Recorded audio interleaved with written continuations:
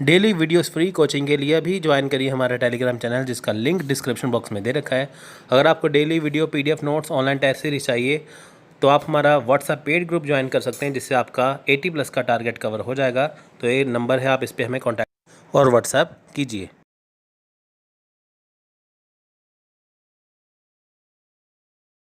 Simple सी बात है, सीखने की अक्षमता है, सीखने की विकलांगता है क्या? जब हम किसी चीज़ को समझने में दिक्कत महसूस करते हैं या किसी चीज़ को सीखने में, जब हम कोई चीज़ सीखते हैं, हमें उसको सीखते समय कोई कठिनाई आती है, कोई समस्या उत्पन्न होती है, तो उसी कठिनाई या समस्या को विकलांगता कहा जाता है। उदाहरण के तौर पर देखिए, dyslexia, dyspraxia, dysgraphia, dyscalculia, APD यानी कि ऑडिटरी प्रोसेसिंग डिसऑर्डर, जिसे हिंदी में श्रवण प्रसंस्करण विकार कहा जाता है, और वाचाघात यानी कि एफेसिया। ठीक है, ये इसके उदाहरण हैं, यानी कि ये सीखने की कठिनाइयों के सीखने के विकलांगता के ये उदाहरण हैं।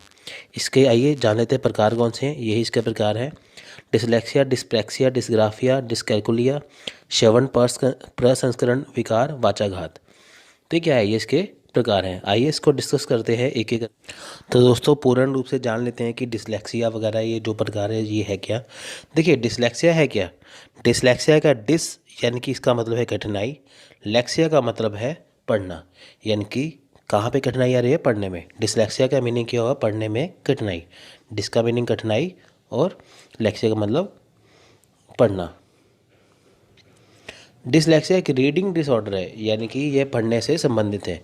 इसमें क्या होता है कि कोई भी जो बच्चा है या कोई भी जो व्यक्ति है या कोई भी जो छात्र है, उसे पढ़ने में जो क्या है वो दिक्कत महसूस होती है। ठीक है, यानी कि पढ़ने की समस्या को क्या कहा जाता है? कौन सी बीमारी कहा जाता है? डिसलेक्सिया। सीखने की विकलांगता जो पढ़ने और संबंधित भाषा आधारित प्रसंस्करण कौशल को प्रभावित करती है। देखिए, सीखने की विकलांगता है जो पढ़ने और संबंधित भाषा से, यानी कि इसमें ये होता है कि जो बच्चे के किसी के सामने लिखा होता है वो उसको पढ़ नहीं पाता, तो उसको वो पढ़ नहीं पाता, यानी कि संबंधित भाषा को वो पढ़ नहीं पाता, तो ये उसके प्रसंस्करण कौशल को प्रभावित करती है। आप ये देखिए कि जैसे कई बच्चे होते हैं कि नॉर्मली तो सभी बच्चे सब कुछ सीख लेते हैं, पढ़ लेते हैं, पर कुछ बच्चे उसको पढ़ नहीं पाते, तो उनको डिसलेक्सिया होता है ना।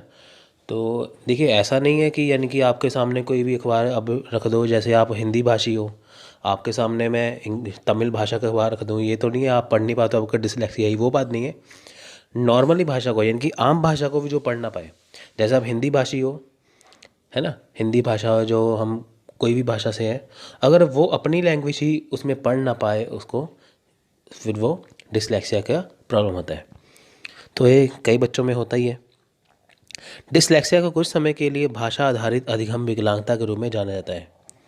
तो डिसलेक्सिया को भाषा आधारित अधिगम भी कई बार कहा जाता है, जिसमें लैंग्वेज बेस या भाषा संबंधी जो समस्या उत्पन्न होती है, यानी कि जो बच्चा भाषा को पढ़ नहीं पाता, यानी कि जब बच्चे को पढ़ने में प्रॉब्लम होती है, जो पढ़ नहीं पाता उसको डिसलेक्सिया प्रॉब्लम होती है। अगला है डिस्प्रैक्सिया। डिस्प्रैक्सिया का डिस का मतलब है डिफ़िकल्टी, यानी कि कठिनाई, तो प्रैक्सिया का मतलब है कुछ करने के लिए। अब देखते हैं, देखिए, एक विकार जिसमें मांसपेशियों से संबंधित।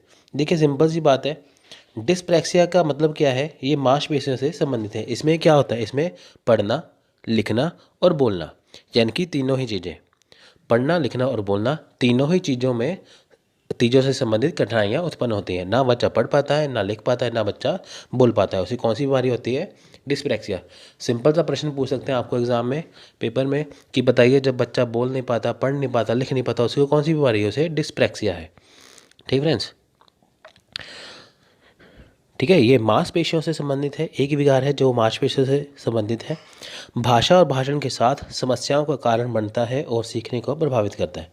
देखिए, इसमें भाषा और भाषण, यानी कि भाषा मतलब कि पढ़ना, लिखना, भाषा होती है ना, जैसे हम भाषा को लिखते भी हैं, भाषा को बोलते भी हैं, और भाषण, ठीक है, बोलते समय, भाषा को हम पढ़ते भी हैं, भाषा को हम लिखते भी हैं, तो भाषा को जो बोलते हैं वो भाषण होता है ना, यानी कि लिखने, पढ़ने और भाषण के समय या बोलने के समय ये समस्या उत्पन्न करता है और ये सीखने को प्रभावित करता है। तो सिंपल सी बात ही बोल सकते हैं, पढ़ने लिखने बोलने में किसी में समस्या आती है वो डिस्प्रैक्सिया। देखिए डिस्ग्राफिया आ गया नेक्स्ट। डिस्क का मतलब वही डिफ़िकल्टी या कठिनाई, ग्राफिया मतलब लेखन। अब लिखने में प्रॉब्लम आ रही है, तो डिस्ग्राफिया वाले छात्र को लिखना मुश्किल लगता है, इसलिए बच्चा यहाँ पे लिख नहीं पाता है ना। तो इसमें बच्चा लिख नहीं पाता, इसमें बच्चों को लिखने में समस्या आती है। जो लिखा गया है उसे समझना उनके लिए किसी और के लिए बहुत कठिन है। यानी कि जो बच्चा लिख रहा है खुद अपनी, जो बच्चा लिख रहा है ना तो उसे कोई और पढ़ पाता है, ना ही बच्चा कई बार खुद पढ़ पाता है। तो इसको पेंसिल रखने में, पेंसिल पकड़ने में बहुत परेशानी होती है। बच्चा सही से पेंसिल पकड़ नहीं पाता ना, अगर वो पकड़ के लिख भी देता है ना उसको खुद को समझ आता है, ना किसी टीचर को या शिक्षक को या किसी व्यक्ति को समझ आता है। वर्तनी की गलतियाँ होती हैं, अपने स्वयं के लेखक को पढ़ने में परेशानी। वही बात है, ना वो खुद पढ़ पाता है ना ही कोई और पढ़ पाता है, उसको खुद का लिखा भी समझ नहीं आता। ठीक है फ्रेंड्स, तो ये कौन सी बीमारी होगी, ये हो गया डिस्ग्राफिया। देखो ग्राफ से याद रखिए, डिस्ग्राफिया ग्राफ का मतलब कि लिखने से संबंधित। तो नेक्स्ट आ गया डिसकैलकुलिया। डिस्क का मतलब कठिनाई वही, कैलकुलिया मतलब कि गिनना, यानी कि गणना करना। अब बच्चों को यहाँ पे गणना करने में प्रॉब्लम आती है। छात्र को अंक गणितीय गणना करना कठिन लगता है, यानी कि छात्र को जो अंक गणित है, यानी कि जो बच्चों को नंबर दिए होते हैं, जो अंक होते हैं, उनको गणना करने में प्रॉब्लम आ जाती है। जैसे हम जानते हैं ना, 2 और 2 4, कई बार बच्चे कहते हैं 5 6 7 8 10। तो ये है क्या, उनको नंबर में प्रॉब्लम आ रही है, समस्या उत्पन्न हो रही है, इनकी बच्चे जोड़ नहीं पाते आपस में, है ना। बच्चों को प्लस माइनस करने में प्रॉब्लम आती है। उन्हें स्थान मूल्य जैसी अवधारणा को समझना मुश्किल है। और इसके अलावा घटाव, गुणा और भाग में समस्या आती है। बिल्कुल सही है, आप देखिए कि कई बच्चे हैं उनको स्थान मूल्य नहीं पता होता कि कौन सी जगह पे कितना लिखना है। जैसे उनको कहे कि आप 72 लिखो, 72 लिखो, वो कुछ और ही लिख देते हैं, है ना। जैसे सिंपल सी मान के चलिए, एक एग्जांपल के तौर पर 25 लिखा होगा तो बच्चा उसको क्या करेगा, बच्चा उसको 52 पढ़ लेगा, है ना। उल्टा कई बार पढ़ लेता है वो। तो घटाव करने में मुश्किल आती है, वो कर नहीं पाता। गुणा करने में मुश्किल आती है, वो कर नहीं पाता। भाग करने में मुश्किल आती है, वो कर नहीं पाता। यानी कि बच्चों को इसमें अंक गणितीय रूप से प्रॉब्लम आती है, समस्या उत्पन्न होती है। उसको समय बताने में भी कठिनाई होती है, उसको पता नहीं चलता कि समय कैसे बताना है, तो समय बताने में भी कठिनाई है ना। देखिए सिंपल सी बात है, जो घड़ी होती है वो भी तो नंबर ही होता है ना लिखा वहाँ पे। तो जब वो नंबर ही पढ़ नहीं पाएगा तो वो समय कैसे बता पाएगा। ये भी क्वेश्चन पूछ सकते हैं, प्रश्न पूछ सकते हैं कि समय बताने में अगर कठिनाई हो तो उसे कौन सी बीमारी है, तो उसे बोलते हैं हम डिसकैलकुलिया। कैलकुलेशन मतलब कि कैलकुलिया, तो ये किससे संबंधित हो गया, गणना में। तो नेक्स्ट आ गया श्रवण प्रसंस्करण विकार, यानी कि एपीडी जिसे कहते हैं इंग्लिश में, ऑडिटरी प्रोसेसिंग डिसऑर्डर। यह प्रतिकूल रूप से प्रभावित करता है कि कान के माध्यम से यात्रा करने वाली ध्वनि को मस्तिष्क द्वारा कैसे संसाधित या व्याख्या किया जाता है। अब देखिए कौन सी है, यानी कि बच्चा इसमें सुनता है, उसको सुनने में प्रॉब्लम है, यानी कि जो उसने सुना। देखिए नॉर्मली क्या होता है कि जैसे हम सुनते हैं तो वैसे हमारा दिमाग वर्क करता है। अगर आपको मैं ये कहूँ, मैं किसी का एग्जांपल दे के बताता हूँ, मैं आपको बताता हूँ, मैं आपको जैसे ये एग्जांपल के तौर में आपको बता रहा हूँ कि जैसे मैं आपको कहूँ कि कार, आपके दिमाग में पिक्चर से बगी ना कार, हवाई जहाज़, आपके दिमाग में हवाई एरोप्लेन की फ़ोटो बन जाएगी। तो ये क्या है, यानी कि जो आपने सुना है वही आपके मस्तिष्क में उसकी पिक्चर बन रही है, यानी कि आपका दिमाग क्या है, वो बिल्कुल ही सही है। अब इसमें क्या होता है कि जो बच्चा होता है या जो छात्र होता है वो सुनता कुछ और है, पर वो दिमाग उसको कैच नहीं कर पाता, पकड़ नहीं पाता। तो इससे वो क्या करता है, वो व्याख्या भी सही से कर नहीं पाता। तो ये कौन सी बीमारी है, श्रवण प्रसंस्करण विकार, यानी कि एपीडी, ऑडिटरी प्रोसेसिंग डिसऑर्डर। तो हमारा लास्ट आ गया है वाचाघात, जिसे इंग्लिश की में कहते हैं अफेसिया। तो इसमें बच्चों को भाषण में प्रॉब्लम आती है। वाचाघात क्या है, एक विकार है जहां बच्चों को बोलने में मुश्किल होती है। देखिए बच्चों को बोलने में यहाँ पे मुश्किल, Tracy and studies in school, जिसकी फुल फॉर्म है, जिसकी शॉर्ट फॉर्म इसको कहते हैं क्लास। तो फ्रेंड्स इसको हिंदी में कहते हैं कंप्यूटर साहित्य और स्कूल में अध्ययन। ठीक है, तो देखते हैं क्या है ये। तो फ्रेंड्स केंद्र सरकार और महाराष्ट्र सरकार के सहयोग से पुणे में स्थित एक सॉफ्टवेयर और हार्डवेयर डेवलपमेंट कंपनी, जिसका नाम है grovel information India private limited, Maharashtra में ये भारत के ग्रामीण स्कूलों में शैक्षिक सॉफ्टवेयर उपलब्ध करा रही है। तो देखिए लाइन का मतलब क्या है, एक कंपनी है grovel information India private limited, कहाँ पे है ये, महाराष्ट्र में। ये कर क्या रही है, ये एक केंद्र सरकार और महाराष्ट्र सरकार के सहयोग से, कहाँ पर, ये पुणे में, ठीक है, पुणे में स्थित है कंपनी। तो करके रही है, ये एक सॉफ्टवेयर आपको उपलब्ध कर वहाँ पे उपलब्ध करा रही है, किन के लिए, ग्रामीण स्कूलों में जो बच्चे पढ़ते हैं उनके लिए, ठीक है। तो सिंपल सी बात है, देखिए कितने क्वेश्चन बनते हैं कि क्वेश्चन आ सकता है। देखिए केंद्र सरकार महाराष्ट्र सरकार के सहयोग से कौन सी कंपनी एक बढ़िया सॉफ्टवेयर, शैक्षिक सॉफ्टवेयर बना रही है, एजुकेशन सॉफ्टवेयर बना रही है, तो वो है ग्लोबल इंडिया इंफॉर्मेशन इंडिया। कहाँ पे है, पुणे महाराष्ट्र में, है ना फ्रेंड्स। तो ये हो गया कि कंपनी एक सॉफ्टवेयर लगा रही है एजुकेशन पर्पज़ के लिए, कहाँ पे, स्कूलों में। किसके सहयोग से, केंद्र और राज्य सरकार के, महाराष्ट्र सरकार के सहयोग से। कहाँ पर लगा रही है, महाराष्ट्र में।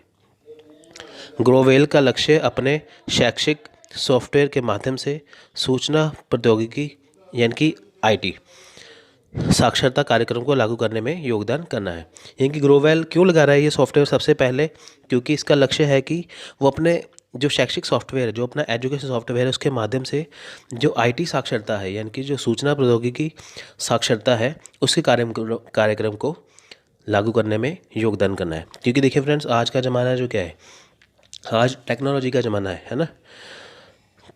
आज टेक्नोलॉजी का ज़माना है, तो ये चाहते हैं कि सारा ही जो इंडिया है वो डिजिटल हो जाए, चाहे स्कूल, चाहे गांव में हो, चाहे शहरों में, कोई भी हो, सब कुछ डिजिटल हो जाए। तो इसलिए ग्लोबल ने ये पहल की है कि वो एजुकेशन सॉफ्टवेयर लागू करे जिससे कि साक्षरता दर बढ़े, तो जिससे बच्चों के साथ साथ ग्रामीण निवासियों को भी आईटी कौशल के साथ सशक्त बनाया जा सके। तो इसका पर्पस है कि जो बच्चों को स्कूलों में पढ़ाना ही है, साथ साथ जो ग्रामीण निवासी हैं, जो गांव में रहने वाले लोग हैं, उनको जो आईटी कौशल है यानी कि जो सूचना प्रौद्योगिकी यानी कि जो इंफॉर्मेशन टेक्नोलॉजी में है, उनको काम वो सिखाया जाए, उनको वो सशक्त बनाया जाए उसमें। क्योंकि फ्रेंड्स देखिए कि किसी स्कूल में अगर आप देखिए कि किसी जगह पे ऊपर अगर कोई काम लगाता है, तो वहाँ के जो लोकल जो बंदे होते हैं उनको ट्रेन किया जाता है कि ताकि उनको काम भी मिले और साथ में वो जगह कवर भी हो जाए पूरी, है ना। क्योंकि देखिए अगर महाराष्ट्र में कोई चीज़ लगा रहे हैं, रोज़ आना जाना दिल्ली से बंदों का हो, पर्सन का दिल्ली से आना जाना हो, तो कितना खर्चा भी पड़ता है और साथ में वो चीज़ें इतनी बढ़िया से हो नहीं पाती, है ना फ्रेंड्स। तो यही बात है कि बच्चों के साथ साथ जो ग्रामीण निवासी हैं उनको भी आईटी कौशल में सशक्त बनाना है। देखिए इसका मेन टारगेट क्या है, डिजिटल डिवाइड को पाटने में मदद करना इसका अंतिम उद्देश्य है। डिजिटल डिवाइड का मतलब देखिए दो भागों में बढ़ना। डिजिटल डिवाइड क्या है कि शहरों में देखिए इतनी बढ़िया से डिजिटाइजेशन हो रही है पर गांव में नहीं हो रही। तो ये सोच रहे हैं कि क्या शहर क्या गांव, सब कुछ को एक समान कर देना है, चाहे गांव हो चाहे शहर हो, सब में जो डिजिटल डिवाइड बना हुआ है ना, कि हाँ जो शहर वाले हैं वो आगे हैं डिजिटाइजेशन में, गांव वाले पीछे हैं, वो इनको ख़त्म करना चाहते हैं। इस बात को, ये पूरा इंडिया को डिजिटल बनाना चाहते हैं, इसलिए पहल की है महाराष्ट्र में। तो फ्रेंड्स ये लेक्चर छोटा ही था आज का, तो है क्वेश्चन, इसमें से क्वेश्चन काफ़ी बनेंगे, ठीक है फ्रेंड्स। ये जनरल अवेयरनेस का क्वेश्चन भी बनेगा, साथ में टीचिंग एप्टीट्यूड का क्वेश्चन भी बनेगा ये। तो फ्रेंड्स इसमें याद करने वाला कुछ नहीं है। देखिए एक कंपनी है ग्लोवेल, कहाँ पे है, पुणे महाराष्ट्र में। किसके, देखिए केंद्र और महाराष्ट्र सरकार के सहयोग से उसने एक सॉफ्टवेयर बनाना है। कहाँ पे बनाया है, क्यों बनाया है, क्योंकि गांव के जो बच्चे हैं उनको भी अच्छे से शिक्षा मिले और आईटी के में जो कौशल है वो बढ़िया से प्रदान करे किनको, गांव के जो बाकी निवासी भी हैं, है ना फ्रेंड्स। तो इसका उद्देश्य क्या है, मेन उद्देश्य है इसका, अंतिम उद्देश्य है इसका डिजिटल डिवाइड को पाटना या ख़त्म करना। देखिए अब जानते हैं कि CIET है क्या। बहुत सारे क्वेश्चन बनेंगे इसमें से, तो आप इसको अच्छे से करना। देखिए राष्ट्रीय शैक्षिक अनुसंधान और प्रशिक्षण परिषद NCT, ठीक है। NCT की हिंदी में फुल फॉर्म ये दी हुई है यहाँ पे, इसको देखना। राष्ट्रीय शैक्षिक अनुसंधान और प्रशिक्षण परिषद यानी कि NCERT की एक घटक इकाई है, यानी कि CIET है जो केंद्रीय शैक्षिक प्रौद्योगिकी संस्थान है, वो है क्या, वो एक इकाई है, वो एक ब्रांच है किसकी, NCERT की। यानी कि NCERT के अंदर CIET आता है। पहला क्वेश्चन यही बनेगा कि CIET जो है वो किसके अंडर आता है, वो NCERT के अंदर आता है। क्लियर। नेक्स्ट है मानव संसाधन विकास मंत्रालय के तहत एक स्वायत्त संगठन है, यानी कि ये किस मिनिस्ट्री के अंडर आता है, किस मंत्रालय के अंदर आता है, ये आता है मानव संसाधन विकास मंत्रालय, MHRD, तो आपसे मेरा इसमें एक क्वेश्चन है कि मानव संसाधन विकास मंत्रालय MHRD जो मिनिस्टर है, मिनिस्ट्री का जो मिनिस्टर है वो कौन है? मानव संसाधन विकास मंत्रालय के मंत्री हमारे देश में एट प्रेजेंट टाइम पे कौन है? आप मेरे को कमेंट बॉक्स में इसका आंसर लिख के बताइएगा। तो ये उसके अंदर आता है 1984 में स्थापित भारत सरकार शैक्षिक केंद्र 1973 और शिक्षण विभाग 1959 के केंद्र का विलय करेगी। देखिए सिंपल सी बात है कि ये CIET बना कब था? ये बना था 1984 में। ठीक है, ये किसको मिला के बना है? ये बना है भारत सरकार शैक्षिक केंद्र जो 1973 में बना था वो, और शिक्षण विभाग जो 1959 यानी कि 1959 में बना था, उनको दोनों को मिलाकर क्या बनाएगा? CIET। ठीक है, यानी कि जो 1973 और 1959 के जो दो शाखाएं थी उनको मिला के क्या बनाया गया? केंद्रीय शैक्षिक प्रौद्योगिकी संस्थान। ठीक है, क्वेश्चन बहुत ही ये हर लाइन में क्वेश्चन ही बनेगा, आप इसको अच्छे से देखना। पहला क्वेश्चन ऊपर बन गया, किसके अंडर आता है? NCERT के अंदर। अब किस मंत्रालय के अंदर आता है? MHRD मानव संसाधन विकास मंत्रालय के अंदर। किसको मिला के बना है? भारत सरकार शैक्षिक केंद्र और शिक्षण विभाग को मिला के। इसका प्रमुख उद्देश्य है क्या? अब देखिए चीज़ तो बन गई, उद्देश्य क्या होगा? इसका प्रमुख उद्देश्य है शैक्षिक प्रौद्योगिकी के उपयोग को बढ़ावा देना, यानी कि शिक्षा का जो माध्यम है, शिक्षा को अच्छे से बढ़ावा देना कि ताकि हर कोई कर पाए। किसके ज़रिए बढ़ावा देना? रेडियो, TV, फिल्में, सैटेलाइट संचार और साइबर मीडिया संयोजन।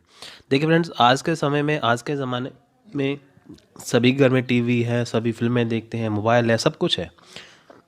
सैटेलाइट का बहुत ज़्यादा उपयोग हो रहा है आज के समय में। तो सरकार का उद्देश्य है कि ऐसा हो कि सभी को शिक्षा दी जाए, पर किसमें, किसके द्वारा दी जाए? वो सैटेलाइट के द्वारा। ठीक है, ताकि अच्छे से पढ़ पाए। आप ये देखिए कि आज के ज़माने में TV बहुत कम देखा जाता है, मोबाइल सबसे ज़्यादा देखा जाता है ना। तो आप देखो मोबाइल में कितनी सारी ऐड्स आती है, यूट्यूब चलाओ भरी भरी ऐड्स आती है, कितनी सारी ऐड्स आती हैं। कोई ऐप डाउनलोड कर कितनी ऐड, क्योंकि पता है कि सबसे ज़्यादा आजकल मोबाइल का उपयोग हो रहा है, स्मार्टफोन का उपयोग हो रहा है। इसमें वहाँ पे सरकार ने सोचा है कि हम बच्चों को पढ़ाएं, शिक्षा दें, किसके ज़रिए? TV के ज़रिए, फिल्मों के ज़रिए और साथ में संचार के ज़रिए, कि ताकि आपको अच्छे से अच्छे पढ़ाया जाए, है ना। मतलब है कि कैसे किसी चीज़ को सीखा जा सकता है, किस हिसाब से सीखा जा सकता है, वही बात इसमें हम डिस्कस करेंगे। देखिए, सीखने का सिद्धांत वैचारिक ढांचा है जो यह बताते हैं कि संज्ञानात्मक, भावनात्मक और पर्यावरणीय, आंतरिक और बाहरी क्षेत्रों में सीखने के दौरान जानकारी को कैसे अवशोषित, संसाधित और बरकरार रखा जाता है, और ज्ञान और कौशल को बनाए रखना है। यानी कि सिंपल सा आप देखिए डेफिनेशन क्या है, इसमें कहते हैं कि जो सीखने का सिद्धांत है वो एक वैचारिक ढांचा है ना। जो अपने, जो मन के विचार, जो विचार होते हैं उनका ढांचा होता है वो, ये एक वैचारिक ढांचा है।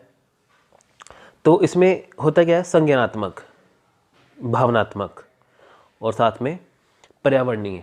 यानी कि अगर हम ये मान के चले, हम इमोशनली और एनवायरमेंटल फैक्टर जो है वो सभी इसके ऊपर प्रभाव डालते हैं। तो फ्रेंड्स, जो कुछ सीखा जा सकता है वो कैसे, जैसे आप देखिए कि सीखने के दौरान जैसे हमें होता है कि कोई चीज़ कैसे है, वो क्यों है, किस हिसाब से है ना। तो उसको कैसे करना है, कैसे नहीं करना है, वो सीखने के सिद्धांत हैं। तो चलिए इसको हम देखते हैं कैसे है। ये है, पहला है व्यवहारवाद, बिहेवियरिज्म। व्यवहारवाद में क्या है? इस सिद्धांत में सीखने को अनुकूलन और पर्यावरण के अनुकूल बनाने के रूप में माना जाता है। यानी कि इसमें है क्या? सीखने को अनुकूलन, यानी कि जो जो चीज़ हम सीख रहे हैं, जो किसी चीज़ को सीख रहे हैं उसको अनुकूल कैसे बनाया जाए और पर्यावरण के अनुकूल कैसे बनाया जाए। यानी कि हमने कोई चीज़ सीखनी है, ठीक है।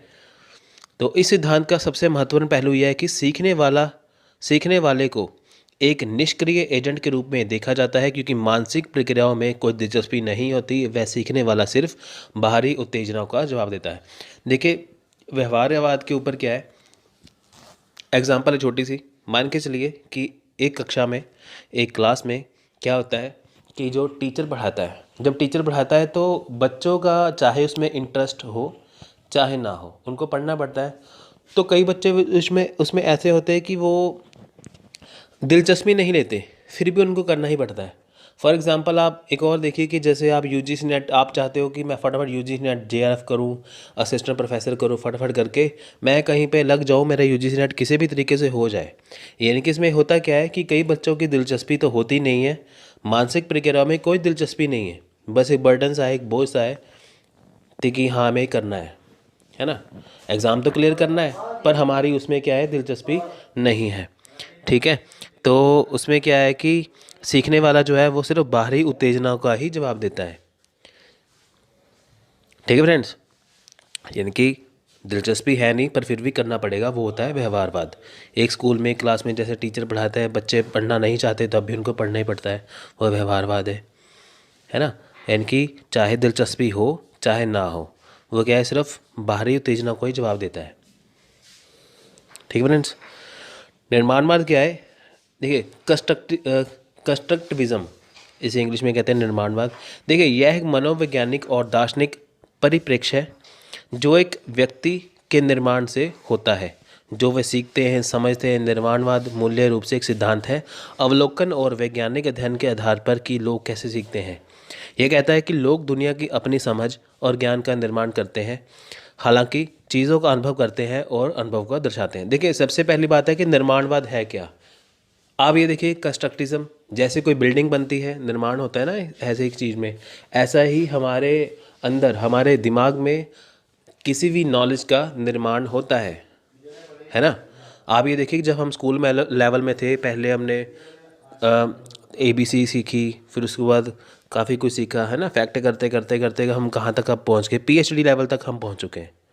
तो ये क्या निर्माणवादी हो रहा है ना, ये आपने सीधे PhD नहीं की, ना ही आप अभी वो कर रहे हो, क्योंकि आपका निर्माण बेसिक लेवल से क्या हायर लेवल तक आप चले गए। निर्माणवाद में क्या है कि हर एक छोटी से छोटी चीज़ की जब नॉलेज इकट्ठी होती है, जब नॉलेज मिलती रहती है, उस चीज़ का निर्माण होता है। बाद में इसमें एक और चीज़ ऐड हो जाती है कि व्यक्ति कैसे सीखते हैं, बच्चे कैसे सीखते हैं, स्टूडेंट कैसे सीखता है, अधिगम कैसे सीखता है, लर्नर कैसे सीखता है। यानी कि कैसे सीखते हैं, कैसे समझते हैं, कैसे उसको दर्शाते हैं, ये क्या है, ये है निर्माणवाद।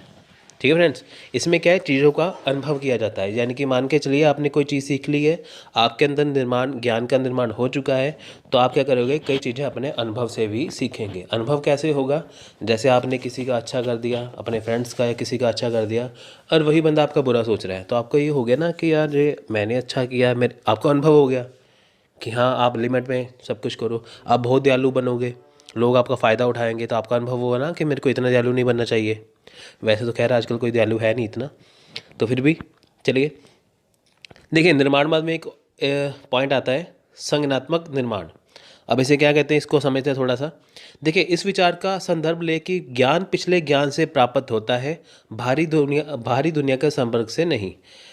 इस प्रकार संज्ञानात्मक के बावजूद ज्ञान विकसित होता है। देखिए इसमें क्या होता है कि इसमें विचार ये लिया गया है कि जो ज्ञान है, जो नॉलेज है, वो पिछले ज्ञान से प्राप्त होता है। यानी कि अगर आप कोई चीज़ पढ़ रहे हो, आप ये मान के चलिए कि इस समय जो मेरा लेक्चर देख रहे हैं वो कई तो फ्रेशर होंगे, यूजीसी नेट के लिए कई पहले एग्ज़ाम दे चुके होंगे। अब जो पहले एग्ज़ाम दे चुके हैं, यानी कि उनको एग्ज़ाम का पिछला अनुभव है, पिछले ज्ञान का अनुभव है, ये लेक्चर उन्होंने पहले भी देखा होगा, ये पहले ही पढ़ा होगा, उनको अनुभव है। पर अनुभव होने के बावजूद, ठीक है, वो फिर से पढ़ रहे हैं। यानी कि कहने का क्या मतलब है कि अगर आपको वो चीज़ कैसे समझ आएगी, अगर आपने उसको पहले से पढ़ा होगा आपको वो अच्छे से समझ आ जाएगी, है ना।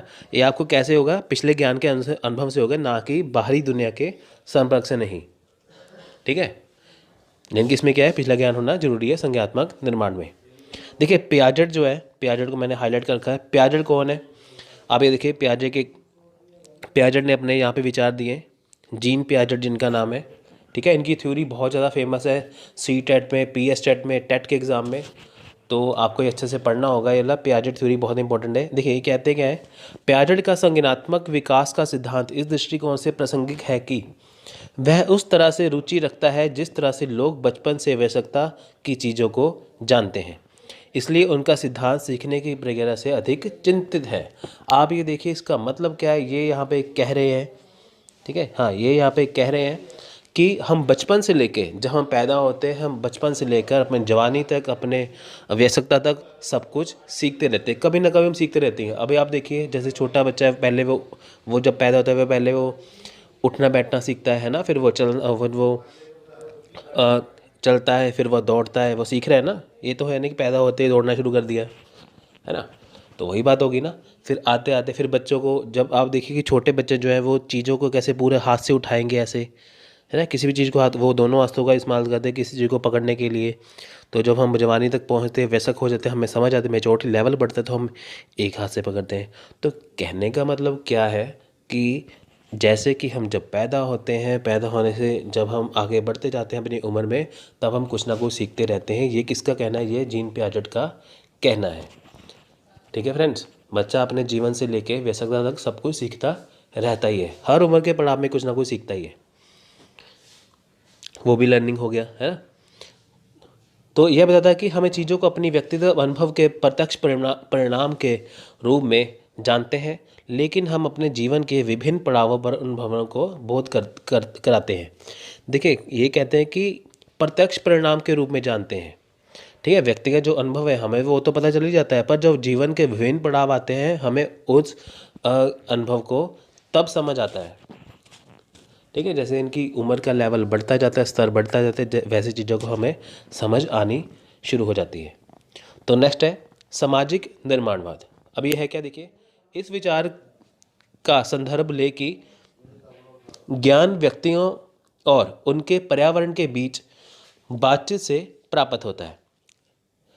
देखिए, इसमें क्या है कि जो ज्ञान है वे व्यक्तियों को और उनके पर्यावरण के बीच, पर्यावरण क्या के आसपास का माहौल, यानी कि जहाँ पे आप रह रहे हैं वहाँ के आसपास का माहौल क्या है, आप उससे जब बातचीत करोगे आपको नई नई चीज़ें पता चलेगी, है ना, क्या सही है क्या गलत है। तो निर्माण केवल बाहरी दुनिया से संबंधित नहीं है, ना ही मन के काम से संबंधित है। ये देखिए कि निर्माण जो है ये नहीं कि बाहरी दुनिया से संबंधित है, हम जो बाहर से सीख रहे हैं वही ज्ञान है, वही आपका निर्माण है, वो नहीं है। लेकिन ज्ञान मानसिक अंतर्विरोध के परिणामों को दर्शाता है जो किसी के आंतरिक और बाहरी कारकों से उत्पन्न होता है। ज्ञान क्या है? मानसिक अंतर्विरोध के परिणाम को दर्शाता है ना, आपके मन में क्या चल रहा है ना। आप जब दूसरों से डिस्कस करोगे, आपको जब उसका आंसर मिलेगा, आपके मन में जैसे कोई क्वेश्चन है, प्रश्न है ना, आपके कोई धारणा बना रखी है कि ये ऐसे है वैसे है, अगर आपको उसका सही आंसर मिलेगा तो आपको वो क्लियर हो जाएगा। तो सिंपल सी बात है कि सामाजिक निर्माणवाद का मतलब क्या है कि आपके आसपास का जो वातावरण है, आप उससे क्या सीख रहे हो।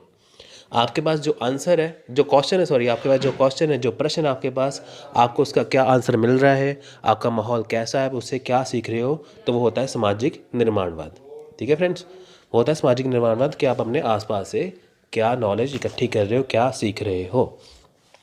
नेक्स्ट आ गया मानवतावाद। देखिए, मानवतावादी ध्यान केंद्रित करते हैं कि यदि शिक्षार्थी स्वयं वे भावनात्मक और प्रभावी विकास के साथ साथ उसकी संज्ञानात्मक प्रक्रिया का बहुत महत्व और विचार देते हैं।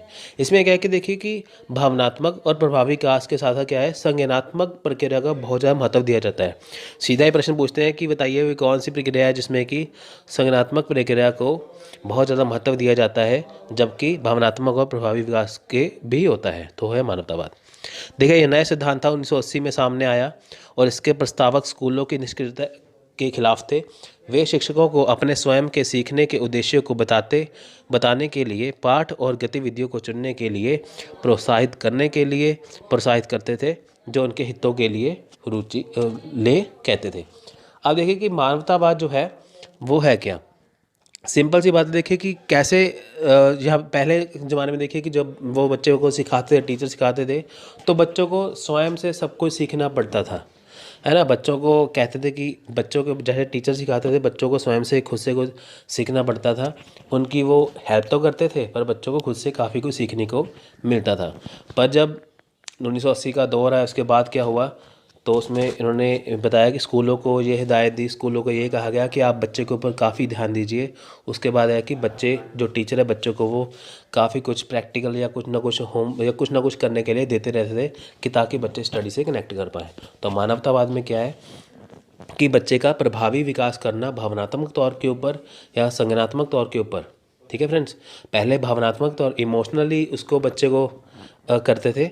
अब क्या हो गया इसमें, क्या हो गया कि संज्ञानात्मक जो प्रक्रिया है उसके ऊपर काफ़ी जोर दे रहे हैं कि बच्चा सीख क्या रहा है ना।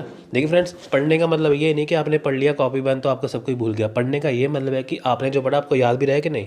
क्योंकि देखिए, चाहे आप कहीं पे भी टॉप भी कर जाओ, पर आपको अपना सर्टिफिकेट लेके थोड़ी घूमोगे हर जगह। आपकी नॉलेज तो आपके दिमाग में होनी चाहिए ना। तो यही बात है बस। तो फ्रेंड्स, नेक्स्ट आ गया उच्च क्रम की सोच, हॉट्स, हायर ऑर्डर थिंकिंग। ठीक है, देखिए यहाँ पे आती है ब्लूम के वर्गीकरण में विश्लेषण, मूल्यांकन और संश्लेषण से जुड़े कौशल को उच्चतर आदेश माना जाता है, जिसमें तथ्यों और अवधारणाओं के बीच की तुलना में विभिन्न शिक्षण और शिक्षण विधियों की आवश्यकता होती है। उच्च क्रम की सोच, उच्च क्रम सोच कौशल के रूप में जाना जाता है। यह शिक्षा पर आधारित शिक्षा सुधार की अवधारणा है। इसमें महत्वपूर्ण सोच और समस्या को हल करने जैसे जटिल निर्णय कौशल करना शामिल। देखिए फ्रेंड्स, हायर ऑर्डर क्या है, यानी कि उच्च क्रम की सोच क्या है कि बच्चे जो सीख रहे हैं उनको जो प्रॉब्लम उसके बाद सीखने में आते हैं वो उसको कैसे सॉल्व करते हैं। जैसे किसी ने कुछ सीख लिया, अगर उसको कोई प्रॉब्लम आ रही है उसको वो कैसे जो है वो उसको सॉल्व करेंगे, उसका निर्माण करना है। कि यानी कि जो आप सीख रहे हो, बाई चांस आपके सामने वैसी प्रॉब्लम कोई आए, समस्या उत्पन्न हो, तो आप उसको कैसे सुलझा पाओगे। इसमें जो ब्लूम है, मैंने पहले भी कहा था पिछले अपने लेक्चर में कि मैं ब्लूम के ऊपर एक अलग से लेक्चर बनाऊंगा। ठीक है फ्रेंड्स, मैं हिंदी इंग्लिश दोनों में बनाऊंगा। देखिए ब्लूम जो है, बेंजामिन ब्लूम, ठीक है, ये अमेरिका के रहने वाले हैं। इन्होंने मनोवैज्ञानिक है। इन्होंने यहाँ पे बहुत अच्छी बात बताई थी कि 3 स्टेप बताए थे, जिसमें क्या है, हमारा दिमाग से संबंधित, हमारी भावना से संबंधित, है ना। ये 3 चीज़ें उन्होंने यहाँ पे दी हैं कि बच्चा कैसे कैसे सीखेगा, एक बंदा कैसे सीखेगा। तो इसके लिए हम अलग से चर्चा इसकी ज़रूर करेंगे। तो उच्च क्रम की सोच क्या हो गया कि शिक्षण के समय जो भी सिखाया जाता है उसके बाद अगर समस्या को सुलझाना है तो उसको कैसे सुलझाया जाए उसके लिए तैयार करना। देखिए नेक्स्ट आ गया सजगता। इसमें क्या है, मनोविज्ञान में शास्त्रीय और संचालक कंडीशनिंग का परिचय। अब ये देखिए कि मनोविज्ञान में शास्त्रीय यानी कि क्लासिकल, ठीक है, मनोविज्ञान में क्लासिकल जो थ्योरी है ना, क्लासिकल थ्योरी है क्या कि सबसे पहले क्लासिकल थ्योरी आई थी सबसे पहले। शास्त्रीय मैंने कि क्लासिकल यानी कि बहुत परंपरागत पहले कौन सी चीज़ें थी पढ़ने के लिए। ठीक है, तो संचालक कंडीशनिंग यानी कि किस कंडीशन में क्या सीखें। कंडीशनिंग व्यवहार मनोवैज्ञानिक का एक सिद्धांत है कि किसी व्यक्ति या जानवर द्वारा किसी वस्तु या घटनाओं की प्रतिक्रिया को सीखने या कंडीशनिंग द्वारा संशोधित किया जा सकता है। यह सीखने का उच्चतम क्रम है। देखिए फ्रेंड्स, आपको सिंपल सी बात बता दूं क्या है। देखिए इस पॉइंट का मतलब क्या है सजगता का। इसका पॉइंट का मतलब है कि हम अपने जीवन में कुछ ना कुछ हर वक्त सीखते ही रहते हैं। कंडीशनिंग का मतलब है कि हम हर सिचुएशन में, हर कंडीशन में क्या क्या सीखते हैं। चाहे प्रॉब्लम बड़ी हो, चाहे छोटी हो, चाहे पॉजिटिव हो, चाहे नेगेटिव हो, फिर भी हम कुछ ना कुछ सीखते रहते हैं। यहाँ पे इवान पावलोव जो है, ये 1849 यानी कि 1849 से 1936 तक, ये कौन है इवान पावलोव। देखिए ये क्या है, ये रूसी फिजियोलॉजिस्ट है। इन्होंने ये सिद्धांत दिया था। इन्होंने क्या कहा था, देखिए मैं फ्रेंड्स आपको, देखिए पहले मैं आपको इनके बारे में बता देता हूँ ये है क्या, आपको मैं पढ़ के बताऊँगा ये। देखिए यह सीखने के अध्ययन के लिए पहला और सच्चा वैज्ञानिक और वस्तुनिष्ठ दृष्टिकोण था। ठीक है, मुख्य रूप से इसलिए कि यह एक ऐसा मॉडल प्रदान करता है कि जिसमें सेवा में सत्यापित, परीक्षण और अन्वेषण किया जा सकता है। यह एक स्वचालित प्रतिक्रिया है जिसे प्रशिक्षित या सीखा गया है। एक पलटा प्रतिक्रिया का मतलब है कि ऑपोजिट। ठीक है फ्रेंड्स, एक उत्तेजना के लिए स्वाभाविक रूप से प्रतिक्रिया है। उदाहरण के लिए लार भोजन की उत्तेजना के लिए प्राकृतिक प्रतिक्रिया है, जबकि घुटने का झुकना झटका घुटने के नीचे। देखिए फ्रेंड्स, यहाँ पे एक आप ये फ्रेंड्स देखिए, आप ये यहाँ से अगर नोट कर रहे हो तो आप साथ साथ यहाँ से नोट कर लीजिए। मैं आपको सीधे ही समझा दूंगा, क्योंकि जब मैं लाइन को बोलूँगा तो थोड़ा सा वो लेक्चर थोड़ा लंबा हो जाएगा। आपको सिंपल बताता हूँ। देखिए इवान पैवलोव इन्होंने क्या किया, एग्जाम्पल दिए, कह रहे हैं कि हम अपने जीवन में सब कुछ सीखते ही रहते हैं। कैसे, एग्जाम्पल के तौर पर इन्होंने किया, एक डॉग जो होता है, एक कुत्ता होता है, उसको इन्होंने पकड़ा, उसको क्या किया, उसके हाथ पैर बांध दिए। ठीक है, बांधने के बाद क्या किया, उसको एक जगह के ऊपर रख दिया। रखने के बाद क्या हुआ, जब उसको रख दिया तो एक घंटी बजी। घंटी बजने के बाद क्या हुआ, घंटी बजने के बाद वहाँ से खाने की प्लेट आई, पर वो कुत्ते जहाँ पे कुत्ते को बांधा हुआ था उससे थोड़ा सा दूर रखा गया खाने को। अब कुत्ते के हाथ पैर बंधे हुए हैं, वो खाना उठा नहीं सकता, वो खाना खा नहीं सकता। खाने को देखकर उसकी लार टपकने लगी कुछ ही देर में। ठीक है, यानी कि कुत्ता बना हुआ है, खाने को देखकर उसकी लार टपक रही है। तो अगले दिन भी ऐसे ही हुआ, कुत्ते को फिर बांधा, ऐसे गया। फिर बाद में क्या हुआ, बेल बजी, फिर खाना आया, फिर दूर रखा गया, कुत्ते की लार टपकती रही। 3-4 दिन ऐसे ही प्रोसेस चलता रहा। अब एक दिन ऐसा आया कि जब कुत्ते को बांधा गया तो बेल बजी पर खाना नहीं आया, पर फिर भी कुत्ते की जो है वो मुंह से लार टपकने लग गई।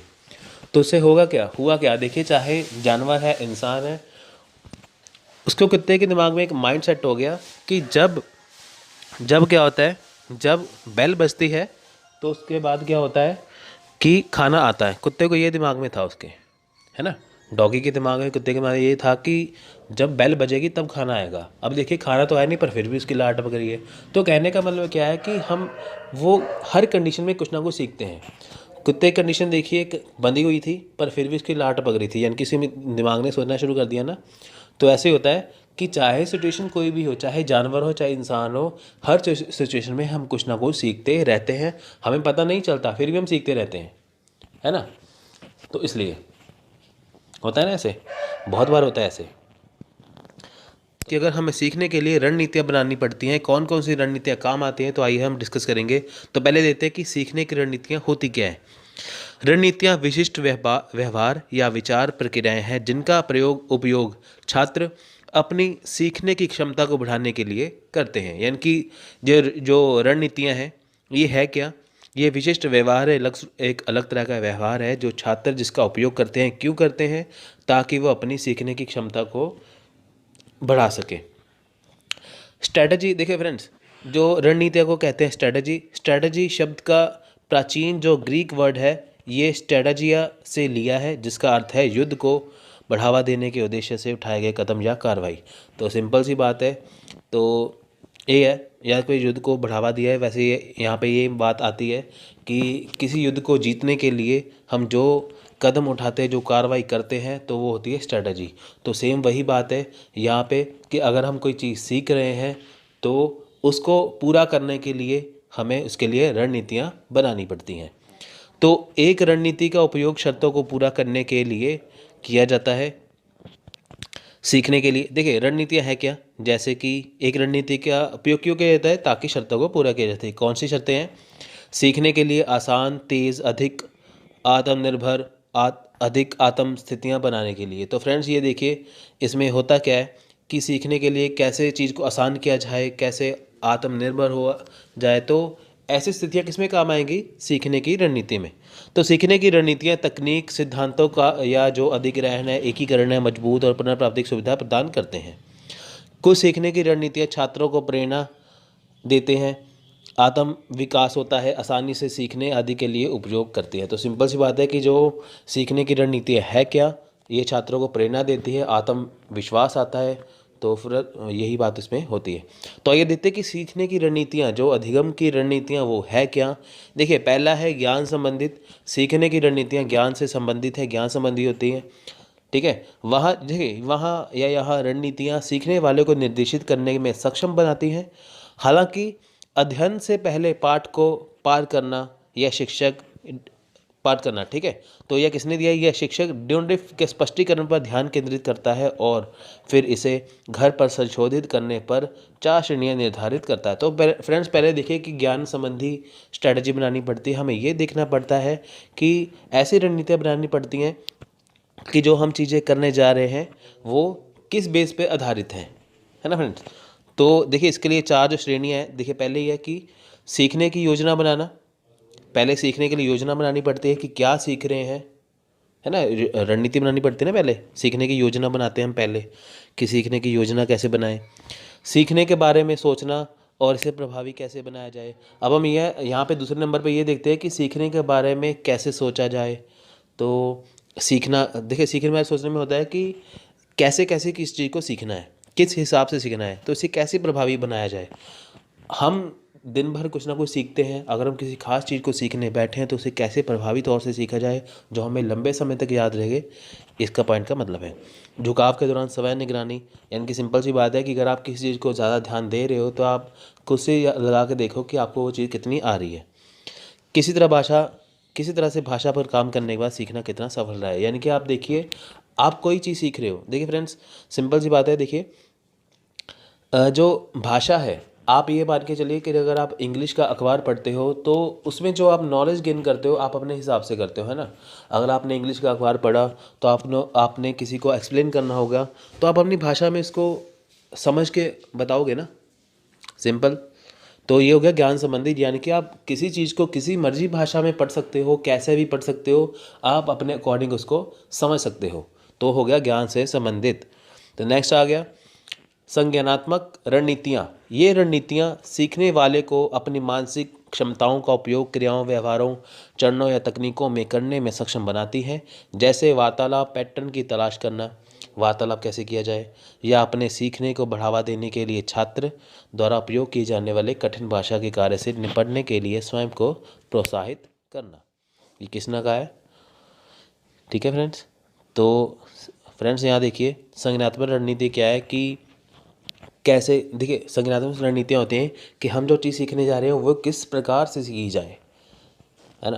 तो इसमें मानसिक क्षमताएं होती है कि हम चीज़ों को कैसे पढ़ते हैं, कैसे याद रखते हैं, कैसे उसका उपयोग करते हैं, ये किस में आता है, संज्ञानात्मक रणनीतियाँ में, ठीक है। तो इसका जो प्रयोग है वो छात्र करते हैं कि जैसे कठिन भाषा जो आई है, जैसे आप कोई चीज़ पढ़ रहे हो, वो उसमें कोई शब्द कठिन है, कुछ ऐसी कठिन लैंग्वेज लिखी हुई आपको समझ नहीं आ रही, आप उसको कैसे इजी लैंग्वेज में कन्वर्ट कर सकते हो, आप किसी चीज़ को कैसे पढ़ सकते हो। तो सिंपल इसमें ये कहा गया है कि अगर आप किसी चीज़ को पढ़ने जा रहे हो, आपको मुश्किल आती है, तो आप उसको कैसे पढ़ते हो, कैसे समझते हो, ये किस में आएगा, संज्ञानात्मक रणनीति में। तो छात्र हमेशा सीखने की गति का उपयोग करते हैं जानबूझकर अधिक और तेज और प्रभावी बनाने के लिए, ठीक है। कुशल शिक्षक अपने छात्रों को त्वरित और अधिक प्रभावी सीखने की जागरूकता विकसित करने में मदद करते हैं। कुशल शिक्षक अपने छात्रों को सीखने के लिए रणनीतियों के बारे में जागरूक विकसित करने में मदद करते हैं। देखिए इसमें क्या है कि जो कुशल जो शिक्षक है, जो स्किल टीचर है, वो क्या करेंगे, बच्चों को हमेशा जागरूकता लाएंगे, उनको रणनीतियाँ बना के देंगे कि आप ऐसे सीखो, ठीक है। देखिए सीखना तो आपका काम है, सीखना तो हर कोई सीखता ही है, पर उसको डायरेक्शन कौन देता है, उसको रणनीतियाँ कौन बना के देता है, टीचर यानी कि शिक्षक। उसकी मदद के द्वारा क्या करते हैं कि छात्र किसी भी चीज़ को आसानी से कर लेते हैं। जैसे मान के चलिए आप कोई लैंग्वेज पढ़ रहे हो, आपको मुश्किल लग रही है, कोई वर्ड मुश्किल लग रहा है, आप अपने टीचर के पास जाओगे तो टीचर क्या करता है, उसको आसान बना देगा, तो वो आपको जल्दी से समझ में आ जाएगा। तो यह 6 श्रेणियाँ हैं फ्रेंड्स, देखें यहाँ पे। पहला है स्पष्टीकरण। देखिए यह परीक्षण करना है कि छात्र द्वारा उपयोग किया गया नियम या अवधारणा सही है या नहीं।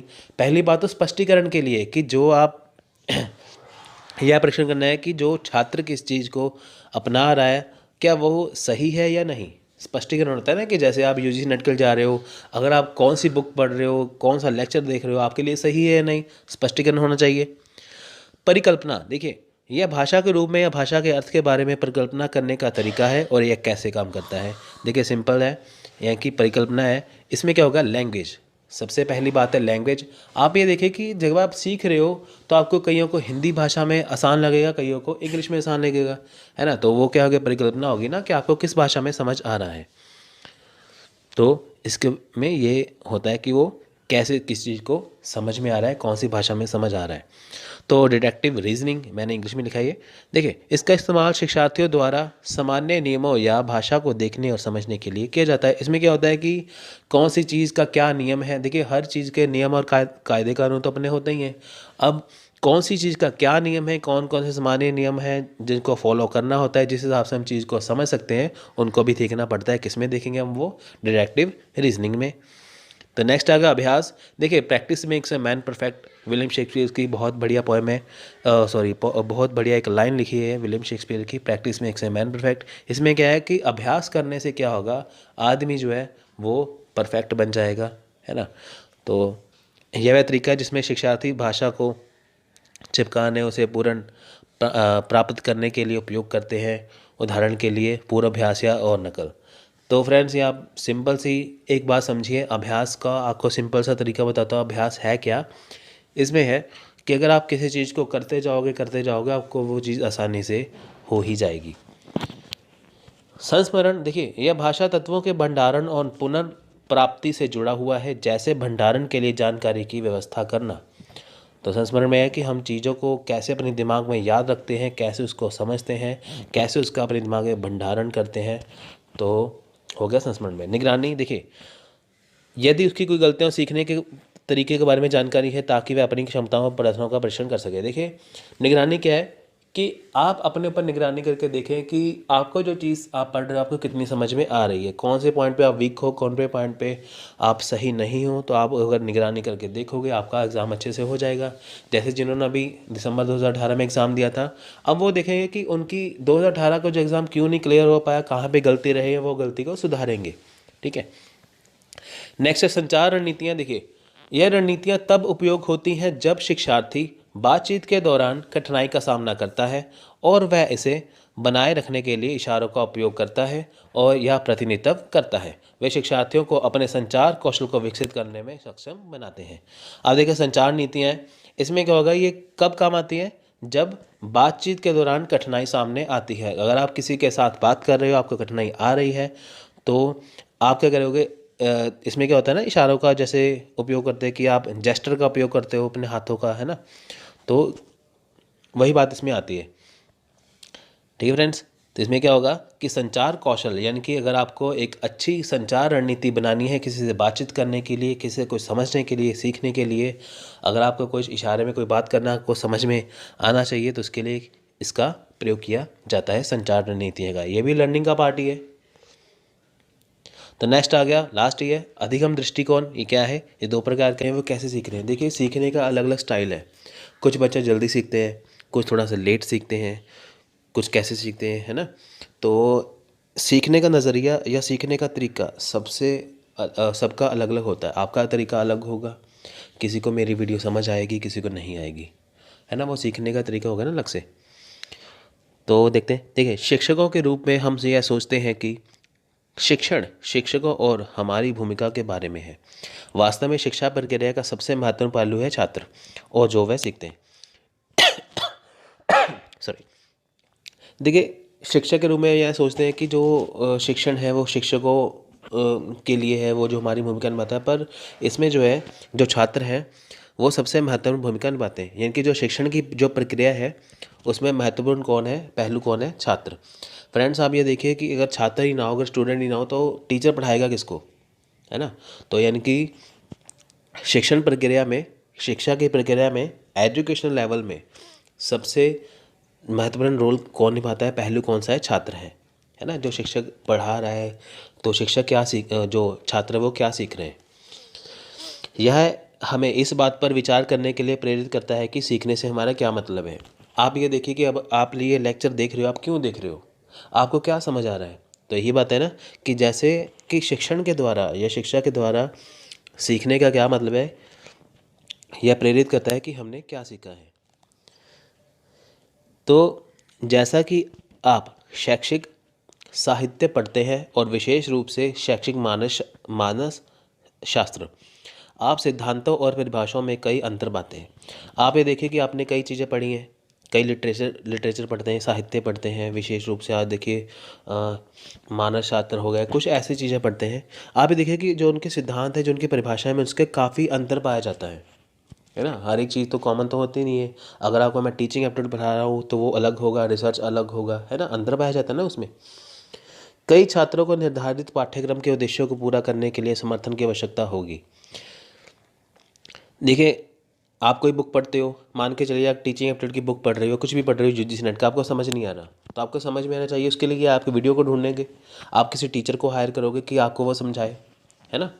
तो सिंपल सी बात है कि आप कोई भी चीज़ पढ़ते हो उसके लिए आपको टीचर की ज़रूरत पड़ती ही है, चाहे वो वीडियो फॉर्म में देख लो, चाहे वो किसी आप स्कूल या कॉलेज के टीचर देख लो, है ना। वो आपको बात समझा देंगे कि ये ऐसे नहीं ऐसे होगा, ये ऐसे होगा, आपको वो जल्दी समझ में आएगा। यानी कि सारा सामान तो आपके पास है, बुक्स भी आपके पास है, बार आपको समझ नहीं आएगी। वो किसका समझाने का काम है, टीचर का, और समझने का काम किसका है, छात्रों का, कि टीचर ने जो समझाया है वो छात्रों को कितना समझ में आया है। यह समर्थन शिक्षण रणनीतियों, दृष्टिकोणों या सामग्रियों में परिवर्तन के रूप में हो सकता है और इसके लिए संसाधन और या विशेष शिक्षकों के समर्थन की आवश्यकता हो सकती है। देखिए इसमें क्या है कि ये समर्थन जो है वो शिक्षण की जो रणनीतियाँ होती हैं, आप ये देखिए कि स्कूल या कॉलेज का जो लेवल होता है उसमें क्या करते हैं कि पहले जो टीचर 2-3 लेसन पढ़ाएगा उसके 2 महीने में टेस्ट लेगा, है ना। स्कूल में होता है ना सितंबर टेस्ट, दिसंबर टेस्ट, फिर उसके बाद फाइनल टेस्ट। तो वो क्यों होता है कि ताकि जितना जितना बच्चों को पढ़ाया है उतना समझ में आया कि नहीं।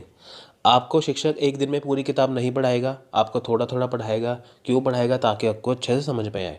जो आपको पढ़ाया जाएगा उसका आपसे वो टेस्ट भी लेगा कि ताकि आपने जो सीखा आपको समझ में आया कि नहीं। अगर आपको समझ में नहीं आता तो फिर आपको वो अच्छे से दोबारा से कराता है। तो इसमें समर्थन किसका हो गया? शिक्षकों का। तो सीखना किसको है? छात्र को। छात्र किसके समर्थन सीखते हैं? शिक्षकों के समर्थन से सीखते हैं। तो देखिए लर्निंग करैक्टरिस्टिक्स में यानी कि सीखने की जो विशेषताएं उसमें सबसे पहला पॉइंट है। देखिए सबसे पहले बात है कि 3-4 मेथड हैं जिसमें सीखने की आवश्यकता आती है। पहला मेथड है व्यक्तिगत विशेषताएं यानी कि पर्सनल करैक्टरिस्टिक्स। अक्सर जनसांख्यिकीय जानकारी से संबंधित होती है जैसे कि उम्र, लिंग, परिपक्वता, भाषा, सामाजिक आर्थिक स्थिति, सांस्कृतिक पृष्ठभूमि और सीखने के लिए एक विशेष समूह और विशिष्ट कौशल या हानि के लिए सीखने वाले समूह की विशिष्ट आवश्यकता है। देखिए व्यक्तिगत विशेषताएं क्या है? आप ये देखिए कि जो कुछ सीखने का लेवल है, जो सीखने का जो स्तर है वो सबका अलग अलग होता है। तो इसमें डिपेंड करता है उसकी उम्र क्या है। आप ये देखिए कि छोटा बच्चा है, 5वीं कक्षा में पढ़ता है, उसके सामने आप मोटी किताब रख दो उसको समझ में नहीं आएगा, है ना। तो उसके सामने आप उसकी छोटी किताब पढ़ोगे तो आपको जल्दी समझ में आएगा। यानी कि इसमें क्या होगा? उम्र का फ़र्क हो गया ना। तो सिंपल सी बात है कि व्यक्तिगत विशेषताएं उसकी उम्र क्या है, उसमें वो जो PhD कर रहे हैं या जिन्होंने कर लिया है या जो टीचर लगे हैं उनमें नॉलेज ज़्यादा होगी, किसी स्टूडेंट में नॉलेज कम होगी। तो ये व्यक्तिगत विशेषताएं होगी। यानी कि सीखने के लिए व्यक्तिगत विशेषता बहुत अहम भूमिका निभाती हैं कि वो एट प्रेजेंट टाइम में क्या कर रहा है ना। उसकी उम्र क्या है, उसका लिंग क्या है, उसकी परिपक्वता क्या है, मैच्योरिटी लेवल कितना है। छोटे बच्चों को समझ नहीं आएगा, बड़े बच्चों को जल्दी समझ में आएगा, वो उसको जल्दी से सीख लेगा। भाषा कौन सी में वो कंपैटिबल है, किसको अच्छे से समझ में आ रहा है, हिंदी में, इंग्लिश में, किस में। जैसे अभी मैं आपको हिंदी में लेक्चर समझा रहा हूँ तो आपको हिंदी में समझ आएगा, इंग्लिश में नहीं आएगा। कईयों को इंग्लिश में समझ आएगा, हिंदी में नहीं आएगा। तो ये क्या है? ये व्यक्तिगत विशेषताएं होगी ना, ये हर एक में होती हैं। यानी कि सीखने का लेवल हर एक में होता है जो व्यक्तिगत विशेषता से संबंधित है और यह बहुत अहम भूमिका निभाता है। अकादमिक विशेषताएं यानी कि एकेडमिक करैक्टरिस्टिक्स। देखिए अधिक शिक्षा और या शिक्षण से संबंधित है जैसे सीखने के लक्ष्य, पूर्व ज्ञान, शैक्षिक प्रकार और शैक्षिक स्तर। देखिए एकेडमिक करैक्टरिस्टिक्स होगी, अकादमिक विशेषता होगी। इसमें क्या होगा कि जो शिक्षण है वो किससे संबंधित होगा? जो सीखने के लक्ष्य से संबंधित होगा कि आपने कहाँ पे एडमिशन ली है। एकेडमिक करैक्टरिस्टिक होगा ना कि आपने PhD में एडमिशन ली है, कॉलेज में एडमिशन ली है, स्कूल में एडमिशन ली है। तो आपको उनके हिसाब से चलना पड़ता है। यानी कि आप किस चीज़ को सीखना चाहते हो, आपने किस में एडमिशन ली है, आपको वही सिखाया जाता है और आपको उसके बारे में थोड़ा सा पता होना चाहिए। मान लीजिए 10वीं के बाद, 10th के बाद आपको डॉक्टर बनना है तो आपको उसके लिए मेडिकल रखना पड़ेगा ना। तो उसके लिए एडमिशन लोगे स्कूल कॉलेज में, तो आपको थोड़ा सा ज्ञान होना चाहिए ना उसके लिए कि आपका जो बैकग्राउंड है वो कैसा है, आपको उसके बारे में पता है कि नहीं, है ना। वो चीज़ आपका कितना लेवल, आप मेडिकल कर पाओगे कि नहीं, है ना। कई क्या होता है कि शौक में मेडिकल रख लिया, कर आर्ट्स वो कर नहीं सकते पर मेडिकल रख लेते हैं, तो उनका शैक्षिक स्तर क्या है? वो ज़ीरो है। अगर आपका शैक्षिक जो स्तर है, जो आपका एजुकेशन लेवल है वो सही होना चाहिए, वो अच्छा होना चाहिए, तभी आप अकादमिक विशेषताओं को पूरा कर पाओगे। अकादमिक विशेषताएं में आपको उनके हिसाब से चलना पड़ता है, एकेडमी के अकॉर्डिंग। सामाजिक भावनात्मक विशेषताएं। देखिए समूह से संबंधित है या समूह से के संबंध में व्यक्ति के साथ। देखिए इसमें क्या होगा कि सामाजिक या भावनात्मक विशेषताएं होती हैं। सामाजिक विशेषताएं कैसे कि आपका सोशल कल्चर कैसा है, आप कहाँ से बिलोंग करते हो, वहाँ की सोच कैसी है। आप एक सोसाइटी में रह रहे हो जहाँ पे सभी अफसर बड़े बड़े हैं तो आप उनके जैसा बनना चाहोगे।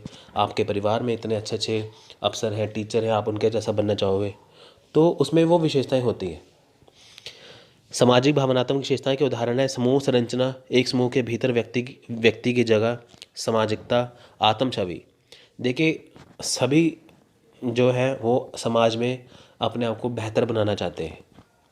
आप भी यही चाहोगे कि आप एक ऐसा अच्छा काम करो कि ताकि आपको लोग हमेशा याद रखें, है ना। तो कोई भी छात्र है या कोई भी व्यक्ति है वो ऐसा बनना चाहेगा कि समाज में वो एक अच्छा रोल निभा सके, तो लोग उसको उसके लिए अच्छी बातें कहें।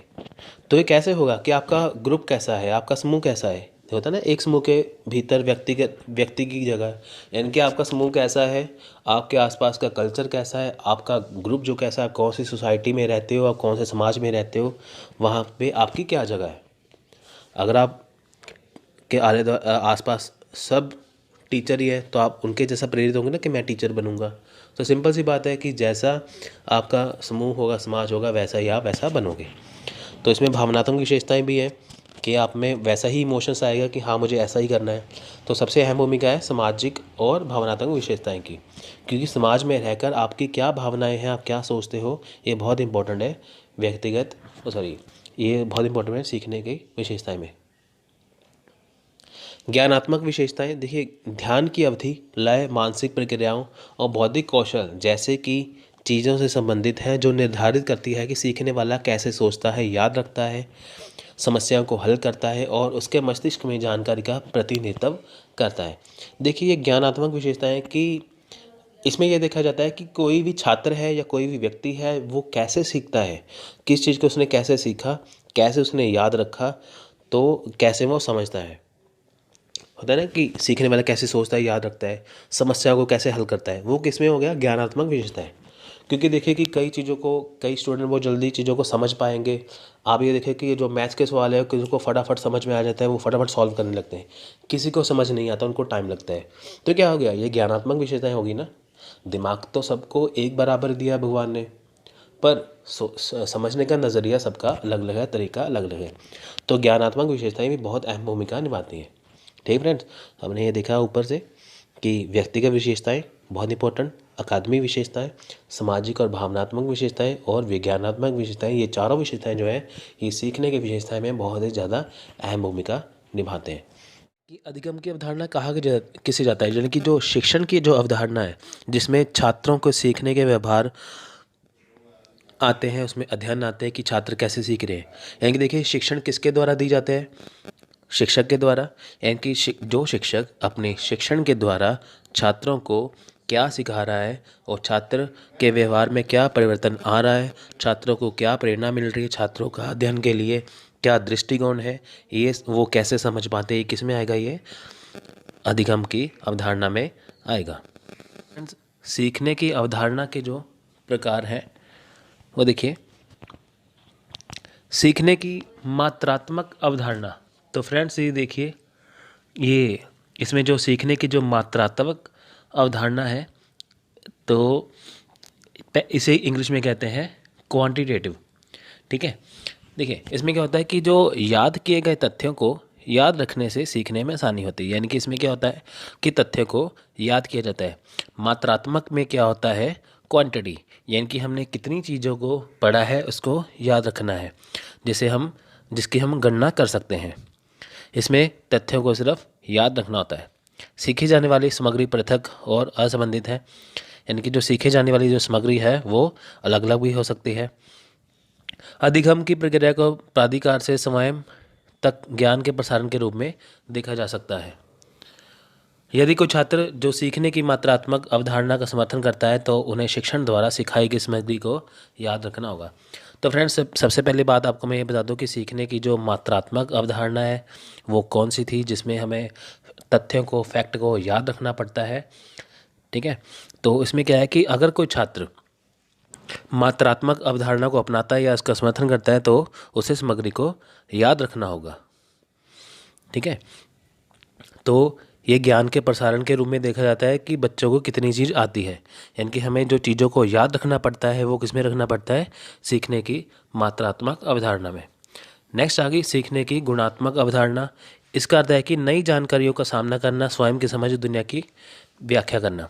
देखिए इसमें क्या है कि नई नई जानकारियों का सामना करना। अभी हमें जैसे देखिए कि कुछ नॉलेज तो है, पर हमें नई नई जानकारियाँ, नए नए क्वेश्चन जो है, नई नई चीज़ें सीखने के लिए मिलती हैं। तो उससे क्या होता है, हमारा ज्ञान बढ़ता है। आसपास दुनिया में क्या हो रहा है तो उसका भी देखना पड़ता है। तो कहने का बात ये है कि जैसे पहले हम मात्रात्मक में पढ़ते हैं कि हमने कितना कुछ सीख लिया है, उसको हम गणना कर सकते हैं, उसकी हम कैलकुलेशन कर सकते हैं, वो आता है मात्रात्मक में। गुणात्मक में आएगा कि जैसे हम नई नई जानकारियाँ प्राप्त करते हैं, तो वो आता है मात्रात्मक में। इसलिए सीखना एक विकास प्रक्रिया के रूप में देखा जाता है। बिल्कुल सही है, ये विकास प्रक्रिया के रूप में देखा जाता है। इससे विकास होता रहता है। जैसे पहले हमें कम चीज़ आती है, अगर हम डेली जीके क्वेश्चन करते जाएं तो हमें ज़्यादा चीज़ें आने लगेगी। सीखी जाने वाली जटिल सीखी जाने वाली सामग्री जटिल और अंतर संबंधित है और एक स्वयं से संबंधित होने की अक्षमता हो सकती है। देखिए, जो सीखे जाने वाली जो सामग्री है वो जटिल भी हो सकती है, वो अंतर संबंधित भी हो सकती है ना, एक दूसरे से संबंधित भी हो सकती है। यानी कि जो हम चीज़ सीख रहे हैं वो क्या है, वो जटिल भी हो सकती है, आसान भी हो सकती है, आपस में जुड़ी हुई भी हो सकती है। सीखना शिक्षकों की सुविधा के साथ छात्रों द्वारा निर्माण अर्थ की प्रक्रिया है। देखिए, इसमें क्या है कि जो सीखना है, यानी कि जो सीख कौन रहा है, छात्र, सिखा कौन रहा है, शिक्षक। इनकी शिक्षकों की सुविधा के साथ जो है वो छात्रों के लिए अर्थ प्रक्रिया है। यानी कि सिंपल सी बात है, आपको मैं बताता हूँ कि जो इसमें क्या होगा, जैसे शिक्षक है जो छात्रों को चीज़ सिखाएगा, छात्र उसको सीखेंगे, तो यह छात्रों को उनको और अच्छे से समझ आएगा, या इनका निर्माण होगा। इससे किसका निर्माण होगा, नॉलेज का निर्माण होगा। जैसे अगर शिक्षक कोई छात्र को चीज़ सिखाएगा, छात्र उसको समझेगा, है ना, तो उसमें नई नॉलेज आएगी ना। तो यदि कोई छात्र सीखने की गुणात्मक अवधारणा का समर्थन करता है तो यह संभावना है कि वह सक्रिय रूप से उन सिखाई की सामग्री की समझ बनाएगा और उनके मौजूदा ज्ञान से संबंधित होगा। यानी कि जो गुणात्मक अवधारणा है उसमें क्या होगा कि हमें सिखाई गई सामग्रियों की समझ रखनी पड़ती है। मात्रात्मक में क्या था, हमें तथ्यों को याद रखना पड़ता था। गुणात्मक में क्या है कि हमें सामग्री को समझना पड़ेगा। तो भाई यही डिफरेंस है इसमें। सीखने के प्रकार क्या है या अधिगम के प्रकार क्या है, ठीक है फ्रेंड्स। देखिए, बुक में अधिगम लिखा होता है, उसका मतलब भी सीखना ही है। तो सीखना, आप सिंपल सा वर्ड है ये, आप इसको याद रख सकते हो। तो देखिए, सभी मनुष्य कई प्रकार से सीखने का प्रयोग करते हैं, यह संदर्भ विषय के अनुसार सीखा जा सकता है। देखिए फ्रेंड्स, सीखने के बहुत सारे प्रकार हैं। आपके सीखने का तरीका अलग है ना, कहीं और के आपके फ्रेंड्स के सीखने का तरीका अलग होगा, सबके सीखने का तरीका अलग अलग है। तो देखिए, सीखने के प्रकार कौन से हैं, आइए जानते हैं कि हम किस प्रकार सीख सकते हैं। देखिए, संकेत द्वारा सीखना, एक संकेत के लिए सटीक प्रतिक्रिया करने के लिए व्यक्तिगत शिक्षार्थी, इसे एसआर लर्निंग भी कहा जाता है। तो फ्रेंड्स देखिए, जो संकेत द्वारा सीखना, यानी कि जो चीज़ें हम संकेत द्वारा सीखते हैं, तो देखिए सिंबल से हो गया, संकेत से हो गया ना, हम चीज़ें सीखते हैं। तो आप ये देखिए कि संकेत द्वारा क्या सीखते हैं। अब अगर आप जैसे रोड क्रॉस करते होंगे तो वहाँ पे ऊपर आप बोर्ड देखते होंगे, है ना, कई जगह लिखी होगी। जैसे बस बनी होगी, बस स्टैंड के वहाँ पे जो बाईपास बना होता है, तो उससे हमें पता चलता है कि यहाँ पे बस आएगी। उसके बाद जैसे कई तरह के बोर्ड बने होते हैं, है ना, तो उससे क्या पता चलता है कि हमें संकेत द्वारा हम सीखते हैं ये निशान किस चीज़ का है। इनकी जो जो सिंबल्स हैं, जो निशान बने होते हैं, उससे हम सीखते हैं, तो उसे संकेत द्वारा सीखना कहते हैं। व्यक्तिगत शिक्षार्थी इसलिए कहा जाता है क्योंकि ये हर एक को, शिक्षार्थी को सीखना पड़ता है व्यक्तिगत तौर पर। उत्तेजना प्रतिक्रिया सीखना, सीखने वाला भेदभावपूर्ण उत्तेजना के लिए सटीक प्रतिक्रिया प्राप्त करता है। जो सीखा जाता है वह एक संबंध है या एक विभेदिक संचालक, जिसे कभी कभी वाद्य प्रतिक्रिया भी कहा जाता है। तो देखिए फ्रेंड्स, इसमें जो सीखा जाता है, जो सीखने वाला होता है, वो भावपूर्ण सीखता है। यानी कि जो चीज़ वो उसने सीखनी है, वो किसी संबंध में सीखता है, वो भेदभावपूर्ण सीखेगा। चेनिंग, देखिए चेनिंग जैसे एक जंजीर बनी होती है, वैसे चेनिंग इसमें होता है कि क्या अधिग्रहित किया जाता है और क्या श्रृंखला है, यदि दो या दो से अधिक है। इस तरह के सीखने को भौतिक या मौखिक प्रक्रिया द्वारा भी वर्णित किया जाता है। जैसे इसमें चेनिंग में होता है कि हमने क्या सीखा है, किस हिसाब से सीखा है, मौखिक सीखा है, भौतिक सीखा है, कैसे सीखा है, उसकी चेन बनती है। यानी कि हमें सीखना ही है, चाहे हम किस टाइप से भी सीखें, बस हमें सीखने से मतलब है। तो इसमें चेनिंग बनती जाती है। मौखिक एसोसिएशन या वर्बल एसोसिएशन, फ्रेंड्स इसमें क्या होता है, देखिए वर्बल एसोसिएशन चेन की सीख है। जो मौखिक है, मूल रूप से स्थितियाँ श्रृंखला के समान होती हैं, हालांकि मानव में भाषा की मौजूदगी इस विशेष प्रकार की श्रृंखला को बनाती है, क्योंकि आंतरिक लिंक को भाषा के पहले से सीखे गए प्रदर्शनों की सूची में चुना जा सकता है।